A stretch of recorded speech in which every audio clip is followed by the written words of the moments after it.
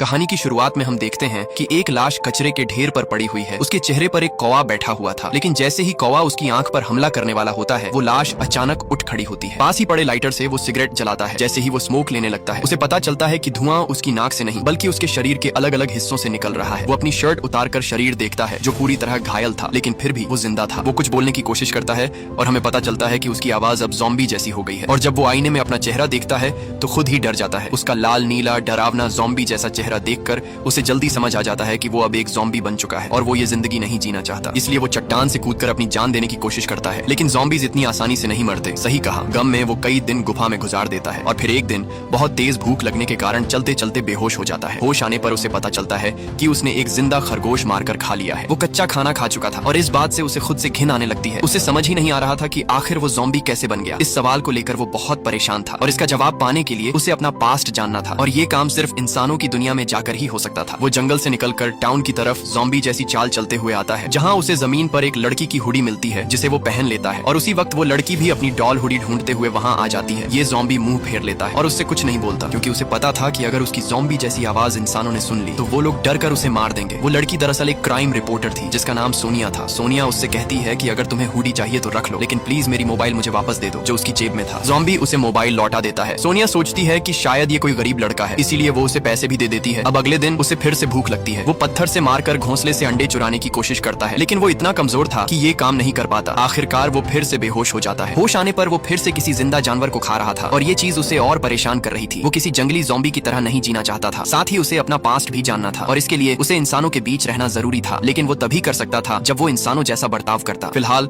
उसकी आवाज और चाल बिल्कुल भी इंसानों जैसी नहीं थी, इसलिए वो खुद को इंसानों जैसा बनाने की ट्रेनिंग शुरू करता है। वो टाउन के एक पुराने जिम में जाता है और ट्रेडमिल पर चलने की प्रैक्टिस करता है। शुरू में उसे बहुत मुश्किल होती है, लेकिन थोड़ी मेहनत के बाद वो इंसानों की तरह चलना सीख लेता है। अगले सीन में वो मुंह में लकड़ी डालकर बोलने की प्रैक्टिस करता है। ज़ॉम्बी अपनी आवाज पर कंट्रोल करने लगता है। अब वो अल्फाबेट्स बोलते हुए इंसानों की तरह बोलना सीख जाता है। एक बुक की मदद से वो इंसानों जैसी भाषा बोलने लगता है। वो चॉपस्टिक पकड़ना और खाने पीने के तरीके भी सीख लेता है। आखिरकार अब वो इंसानों की तरह बर्ताव करने लगता है। वो टाउन से कपड़े चुरा कर पहनता था और रहने के लिए उसने अपना ठिकाना कब्रिस्तान बना लिया था। एक दिन उसने देखा कि एक आदमी ने दूसरे आदमी की हत्या कर दी और उसे चट्टान से नीचे फेंक दिया। ज़ॉम्बी अब उस आदमी को चेक करने क्लिफ पर जाता है। वो अभी जिंदा था। मरने से पहले उस आदमी ने ज़ॉम्बी को एक स्टैंप दिया और फिर उसकी मौत हो गई। ज़ॉम्बी ने उसकी कब्र बनाई और उसका बैग चेक किया। बैग के अंदर विजिटिंग कार्ड से पता चला कि ये आदमी एक डिटेक्टिव था जिसका नाम किम था। उस कार्ड पर उसके ऑफिस का एड्रेस भी लिखा था। अब ज़ॉम्बी ने तय किया कि वो कुछ दिन वहीं रहेगा। ये जगह देखकर लग रहा था कि यहाँ कई सालों से कोई नहीं रहा, लेकिन फ्रिज में ढेर सारा खाना था जिसे देखकर ज़ॉम्बी ने बहुत खाया क्योंकि उसे बहुत भूख लगी थी। लेकिन वो ज़ॉम्बी था और इंसानों का खाना पचा नहीं पाया। रात को उसने खूब उल्टी की। उसे समझ आ गया कि वो सिर्फ कच्चा मांस ही खा सकता है और उसे खरीदने के लिए उसे पैसे चाहिए थे, इसलिए वो पिज्जा पैक करने का काम करने लगा। इसी बीच डिटेक्टिव किम के फोन पर कॉल आती है। उसे एक डॉग ढूंढने का मिशन मिल रहा था। ज़ॉम्बी किसी मुसीबत में नहीं पड़ना चाहता था, लेकिन फिर वो सोचता है कि अगर मैं डिटेक्टिव किम की जगह काम करूंगा तो मुझे बहुत से लोग मिलेंगे और शायद अपना अतीत जानना आसान हो जाएगा। यही सोचकर वो बाहर निकलता है। सबसे पहले उसे अपना ज़ॉम्बी फेस छुपाना था, इसके लिए वो मेकअप करता है। वो डिटेक्टिव किम के कपड़े पहनता है और जब वो मिशन पर जाता है तो उसे पता चलता है कि जिस डॉग को ढूंढना है उसका मालिक एक छोटा बच्चा है जो उसे काम की जगह सिर्फ डॉग ही दे रहा था। ये देखकर ज़ॉम्बी बच्चे को डांट देता है। तभी पीछे से उसकी आंट आती है और वो कोई और नहीं बल्कि सोनिया थी। जैसे ही ज़ॉम्बी उसे देखता है वो भाग जाता है। सोनिया पास खड़े किसी का हेलमेट उठाती है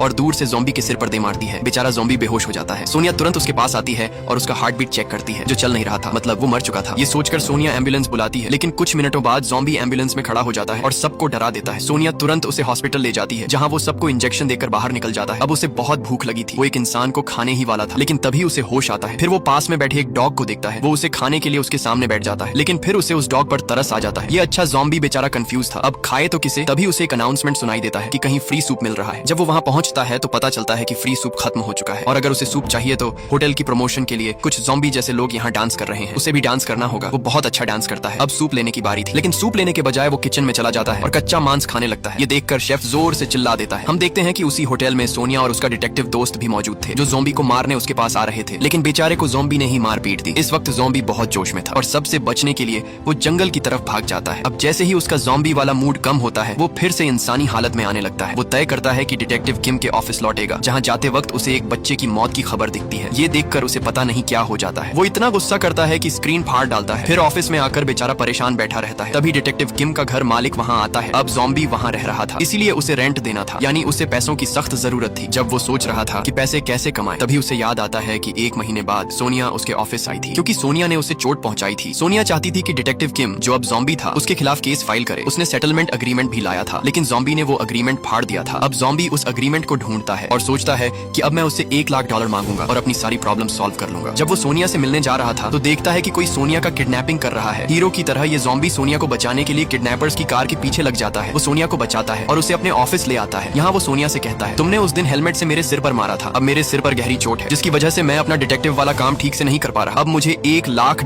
सेटलमेंट अमाउंट चाहिए। और यहाँ सोनिया उस बेचारे ज़ॉम्बी से कहती है, मेरे पास कोई पैसे नहीं है, अगर तुम चाहो तो मैं तुम्हारी असिस्टेंट बनकर तुम्हारे सारे काम कर दूंगी, वो भी बिना पैसों के। ये सुनकर ज़ॉम्बी सोनिया से कहता है, उठो और यहाँ से निकलो। लेकिन जैसे ही वो सोनिया को घर से निकालने लगता है, डिटेक्टिव किम का एक पुराना क्लाइंट वहाँ आ जाता है। वो औरत एक बहुत बड़ी एक्ट्रेस थी जो अपनी बेटी को ढूंढना चाहती थी। डिटेक्टिव किम के जरिए वो इस काम के लिए बहुत बड़ी अमाउंट भी देने वाली थी। ज़ॉम्बी कुछ जवाब देता उससे पहले ही सोनिया कह देती है, हाँ हम ये काम करेंगे। अब सोनिया उस एक्ट्रेस से कुछ जरूरी सवाल पूछती है, जैसे आपकी बेटी आखिरी बार कहाँ मिली थी, उसे किस चीज में इंटरेस्ट था, वगैरह वगैरह, ताकि वो आसानी से उसकी बेटी तक पहुंच सके। क्योंकि सोनिया खुद क्राइम रिपोर्टर थी, इसलिए उसे ऐसे मामलों का थोड़ा एक्सपीरियंस था। ज़ॉम्बी जो उसके पास बैठा था समझ जाता है कि अगर उसे डिटेक्टिव का काम करके पैसे कमाने हैं तो उसे सोनिया की मदद की जरूरत होगी। आखिरकार वो सोनिया को अपना असिस्टेंट मानने के लिए तैयार हो जाता है। अब सोनिया इन्वेस्टिगेशन शुरू करती है और उसे एक मेडिटेशन सेंटर पर शक होता है। दिन में सब यहाँ ठीक लगता था, लेकिन रात में दिखता है कि एक कल्ट ग्रुप बच्चों को अपने कल्ट में शामिल करने के लिए उन्हें ड्रग्स देता है और साथ ही उनसे अलग अलग काम भी करवाता है। ये सब रोकने के लिए सोनिया रात में एक ड्रम में छिपकर उस सेंटर में घुस जाती है। यहीं उसे वो लड़की भी मिलती है जिसे ढूंढना था, यानी एक्ट्रेस की बेटी। सोनिया जब उस लड़की को लेकर बाहर निकल रही होती है तो कल्ट का लीडर भी वहाँ आ जाता है। लीडर को पता चल चुका था कि सोनिया सच्चाई जान चुकी है। वो अपने आदमी से सोनिया को मरवाने वाला होता है, लेकिन पीछे से ज़ॉम्बी गार्ड्स को चाकू की तरह इस्तेमाल करके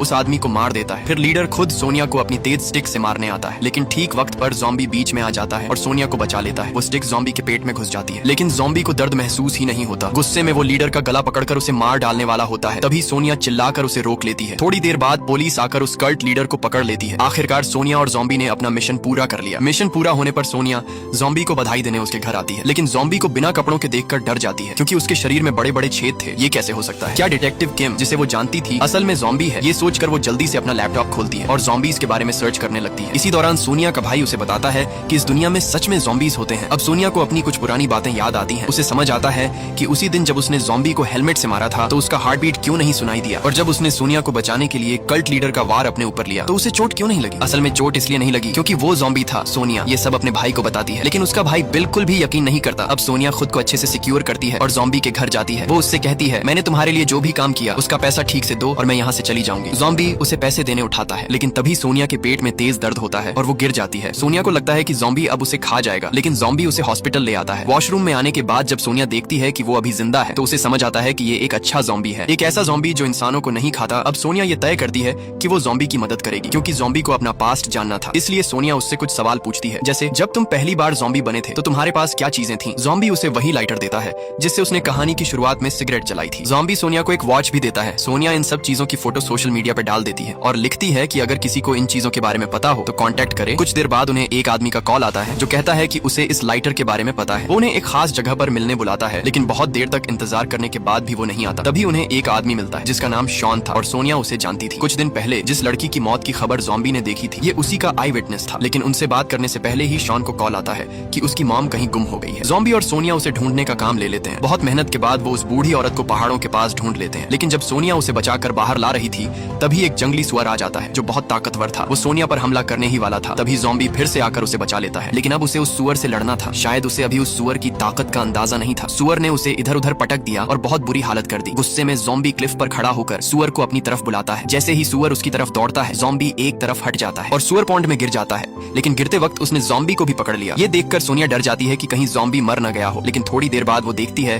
कि ज़ॉम्बी सुअर को स्टिक से बांधकर ऊपर खींच रहा है। खैर, दोनों उस बूढ़ी औरत को लेकर शॉन के पास पहुंच जाते हैं। शॉन अपनी माँ को ढूंढने के लिए उनका शुक्रिया करता है, लेकिन ज़ॉम्बी शॉन की माँ की जगह शॉन को गले लगाकर रो पड़ता है जैसे वो उसका बेटा हो। ये देखकर ज़ॉम्बी को एहसास होता है कि शायद उसकी भी कोई माँ होगी जो उसका इंतजार कर रही होगी। कुछ समय बाद ज़ॉम्बी सोनिया से कहता है कि उसे उस लड़की के वीएन्स याद हैं जो मरी थी, जहाँ उसके हाथ में एक डॉल थी। सोनिया को लगा कि शायद ज़ॉम्बी का उस लड़की से कोई लिंक है, लेकिन ज़ॉम्बी कहता है कि उसने वीएन में लड़की के हाथ में डॉल देखी थी। उस लड़की की मौत का पूरा केस सोनिया और उसके डिटेक्टिव दोस्त ने कवर किया था, लेकिन उस केस में उन्हें कोई डॉल नहीं मिली थी। रात को ज़ॉम्बी सोनिया को एक फोटो भेजता है जिसमें वही डॉल लड़की के हाथ में थी जो ज़ॉम्बी के वीएन में दिखी थी। इसके बाद जब डिटेक्टिव किम अपने ऑफिस लौटता है तो देखता है कि वहाँ सब बिखरा पड़ा है, लेकिन कुछ भी चोरी नहीं हुआ था। सिर्फ वही लाइटर चोरी हुआ था, वही लाइटर जिसकी पिक उसने सोशल मीडिया पर डाली थी और शॉन को दिखाई थी। उसे समझ आता है कि शॉन ही यहाँ आया होगा और इससे उसे ये भी लगता है कि शायद शॉन उसके पास्ट के बारे में कुछ जानता है। वो जाकर शॉन से पूछता है और शॉन उसे बताता है, तुमने ही उस लड़की को मारा था। ये सुनकर वो अंदर से हिल जाता है। उसे लगता है कि शायद वो उसी लड़की की हत्या का अपराधी है और इसीलिए ज़ॉम्बी बना है। ये सब जानकर वो जीना नहीं चाहता। वो ड्रिल मशीन से अपना सिर फोड़कर खुद को मारने वाला होता है, लेकिन मशीन खराब थी जिससे वो गिर जाता है और मर नहीं पाता। इसके बाद वो ये शहर छोड़ने का फैसला करता है। दूसरी तरफ सोनिया उस मरी हुई लड़की के पिता से मिलती है और उसके घर पर वो देखती है कि उस लड़की की तस्वीर में एक ज़ॉम्बी खड़ा है। लड़की के डैड को पता चलता है कि ज़ॉम्बी असल में उस छोटी लड़की का बॉडीगार्ड था। आखिरकार सोनिया को ज़ॉम्बी का पास्ट सच पता चल गया। वो ये बात जल्द से जल्द ज़ॉम्बी को बताना चाहती थी, लेकिन जब वो उसके घर जाती है तो वहाँ ज़ॉम्बी नहीं मिलता। वो उसके ऑफिस आती है मगर वहाँ भी ज़ॉम्बी नहीं था। हाँ, मेज पर शॉन नाम के आदमी की कुछ फोटोज जरूर रखी थी। वो सोचकर शॉन के घर जाने का फैसला करती है और ये बात मैसेज में ज़ॉम्बी को भी बता देती है। ज़ॉम्बी चाहता था कि सोनिया शॉन के घर न जाए, उसे रोकना चाहता था, लेकिन सोनिया के फोन में सिग्नल नहीं थे। अब ज़ॉम्बी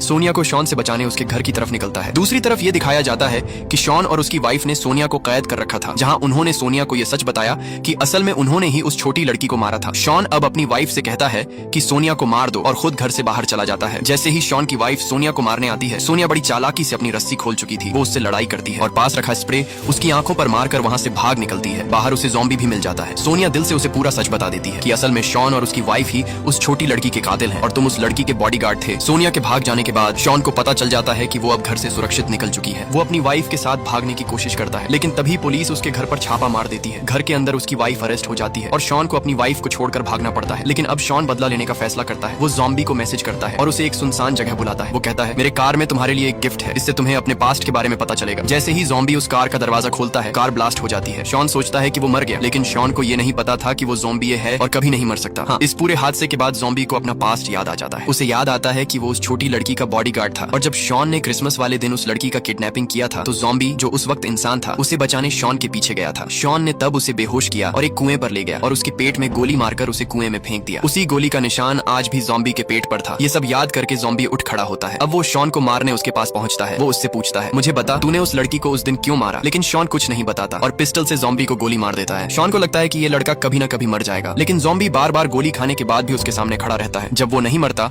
तो शॉन आखिरी बार उसके सिर में गोली मारने का सोचता है और अगर वो सिर में मार देता तो ज़ॉम्बी भी मर जाता। लेकिन उसी समय शॉन की माँ बीच में आ जाती है। वो ज़ॉम्बी को बचा लेती है और उसे मिनहाउ कहकर पुकारती है और ज़ॉम्बी को याद आता है कि उसका असली नाम मिनहाउ है, जिसे शॉन अपनी माँ मान रहा था।